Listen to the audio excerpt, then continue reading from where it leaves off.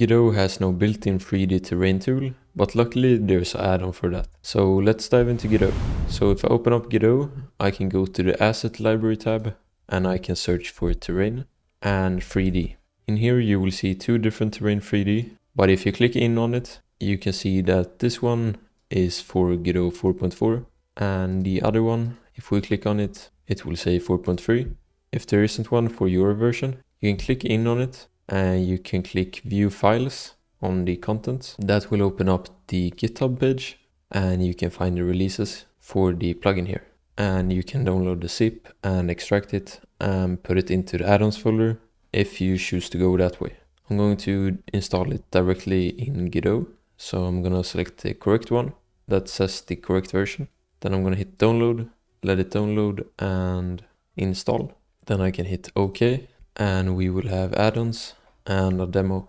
I'm actually going to check out the demo. So I'm going to double click on it and go to the 3D view.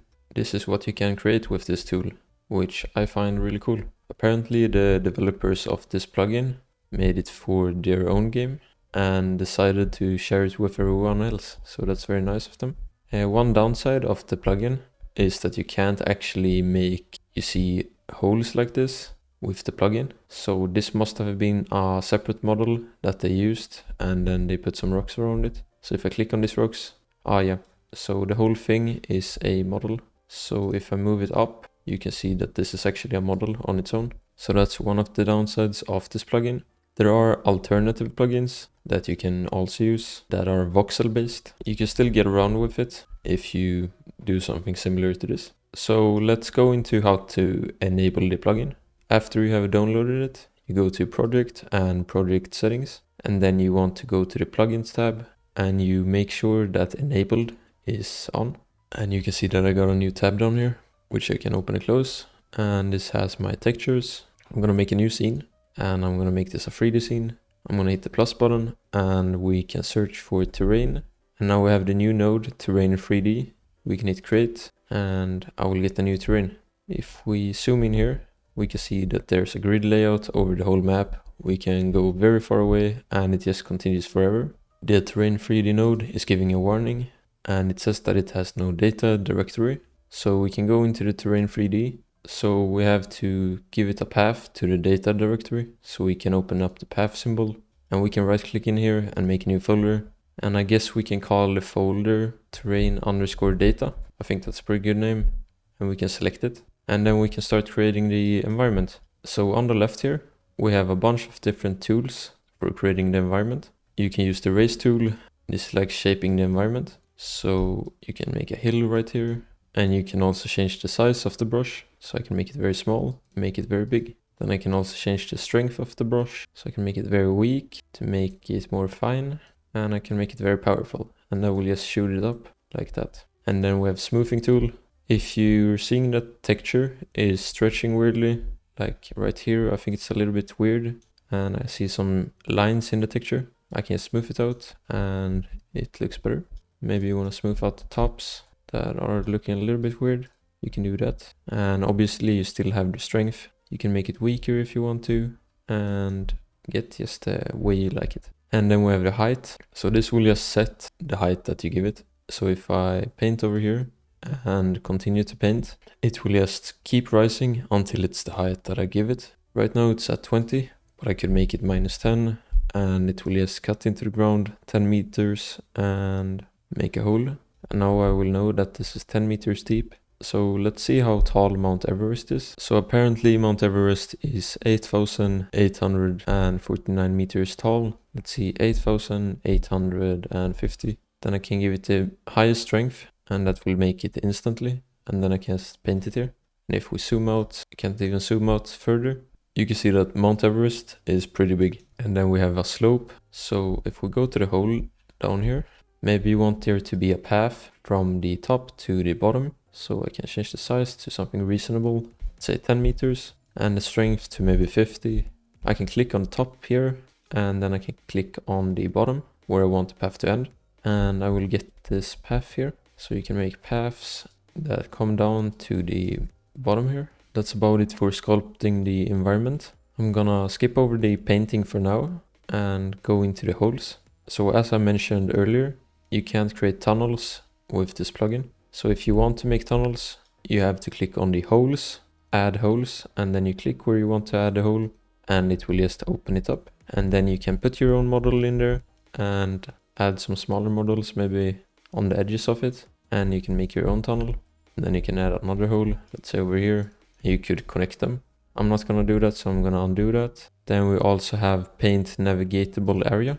This is something you have to do if you have enemies in your game that use AI to navigate with the navigation agent. And then you just paint purple where you want it to be able to navigate. You can make it bigger, and let's say that covers my entire level.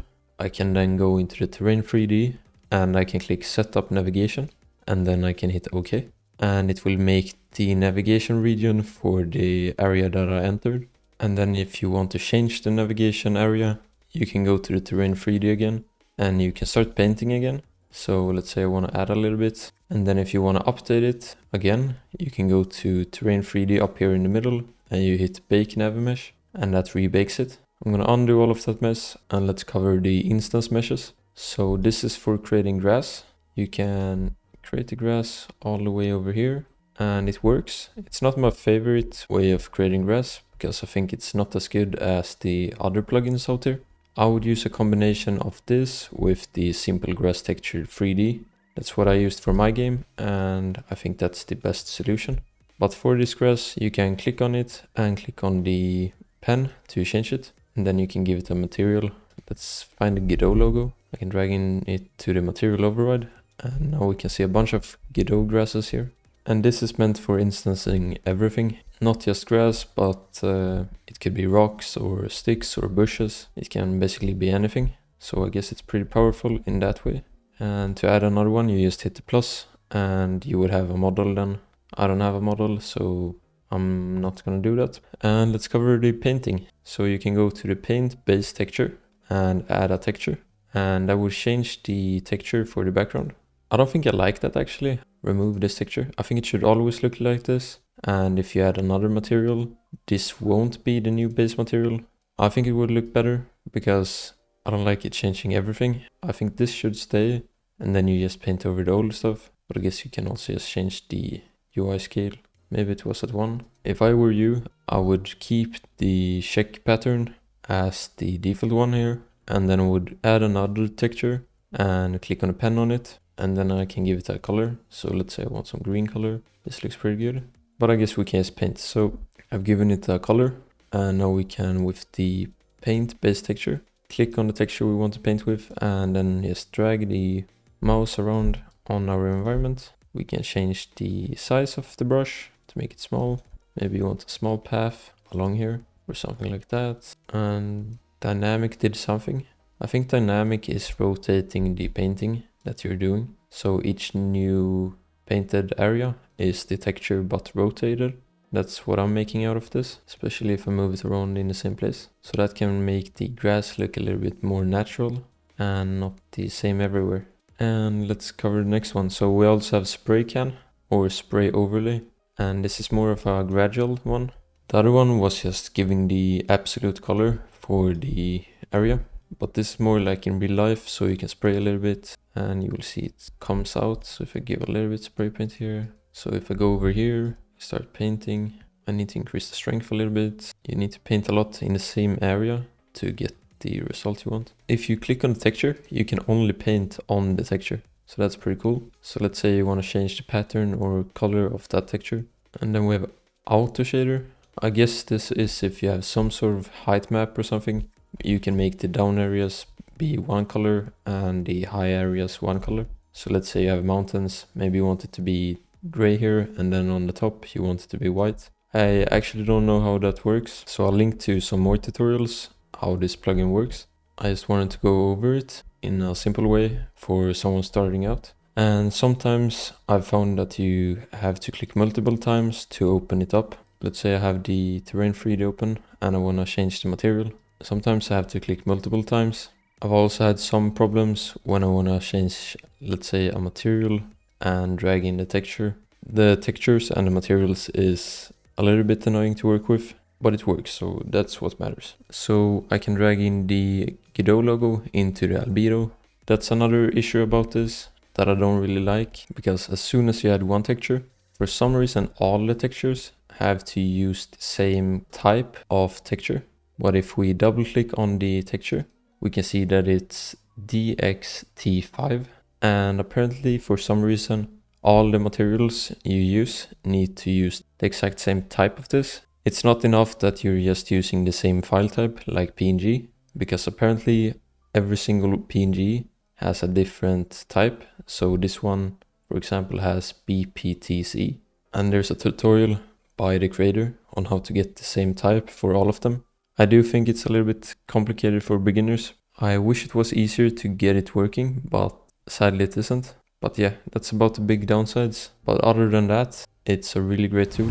Thanks for watching, and special thanks to my members. For source code, custom videos, or coaching, check out my Ko-Fi, and I'll see you in the next one.